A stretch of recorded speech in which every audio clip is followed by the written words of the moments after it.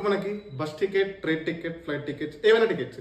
కాకపోతే మనకి ఎయిర్లైన్స్కి వచ్చేసరికి కొన్ని సాఫ్ట్వేర్స్ ఉంటాయి. మనకి బయట మార్కెట్లో ఎట్లయితే జావా, పైథాన్ ఉందో సేమ్ మనకి అట్లాగే కొన్ని సాఫ్ట్వేర్స్ ఉంటాయి ఎయిర్లైన్స్కి సంబంధించినవి. సో అవి మనం జీడిఎస్ అంటాం వాటిని.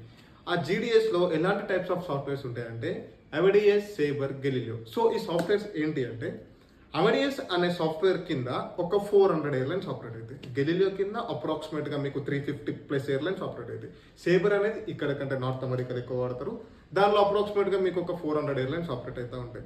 సో ఇవేంటి, ఈ సాఫ్ట్వేర్తోని మనకి ఎయిర్లైన్స్లో ఏం జరుగుద్ది అంటే మనకి ఏదైతే ఎయిర్లైన్స్కి సంబంధించిన డేటాబేస్ ఏదైతే ఒక్క సాఫ్ట్వేర్ కింద ఏవైతే ఎయిర్లైన్స్ ఆపరేట్ అవుతున్నాయో సో వాటి యొక్క డేటాబేస్ కానీ, వాటి యొక్క ఐటినరీస్ కానీ, వాటి యొక్క ప్రైజింగ్ కానీ ప్రతి ఒక్కటి మనకి ఈ సాఫ్ట్వేర్ నుంచే వస్తాయి. ఎలా అంటే సాఫ్ట్వేర్లో బ్యాక్ ఎండ్లో కోడింగ్ లాంగ్వేజ్తో కోడ్ చేసి దాన్ని క్యూస్ ద్వారా పంపిస్తే మనకి ఫ్రంట్ ఎండ్లో సేవ్ అవుతుంది. ఏది మనం ఇప్పుడు వెబ్సైట్లో చూస్తాం కదా, B2Cలో కానీ, B2Bలో కానీ, యాత్రలో కానీ, మేక్ మై ట్రిప్లో కానీ చూసేది మనకి బ్యాక్ ఎండ్లో కోడ్ చేసి క్యూస్ ద్వారా పంపిస్తే ఇక్కడ మనకి వచ్చేసి అపియర్ అవుతూ ఉంటుంది.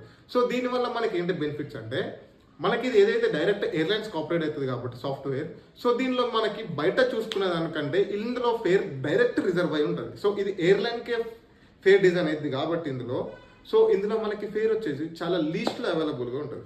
సో మన నియోనైన్ వచ్చేసి అమెడియస్ అగ్రిగేటెడ్.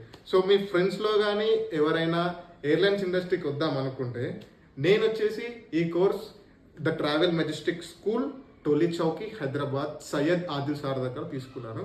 సో సార్ వచ్చేసి 20 years నుంచి ఎయిర్లైన్ ఇండస్ట్రీలో ఉన్నాడు. సో మీకు కూడా ఎవరికైనా ఇంట్రెస్ట్ ఉంటే స్క్రీన్ పైన నెంబర్ ఇస్తాను. సో మీ ఫ్రెండ్స్ ఎవరైతే ఎయిర్లైన్స్కి వద్దాం అనుకుంటున్నారో వాళ్ళకి వీడియో షేర్ చేయండి. అలాగో మీ ఒపీనియన్ ఈ యొక్క సాఫ్ట్వేర్స్ కింద ఏముందో కామెంట్ సెక్షన్లో కామెంట్ చేయండి.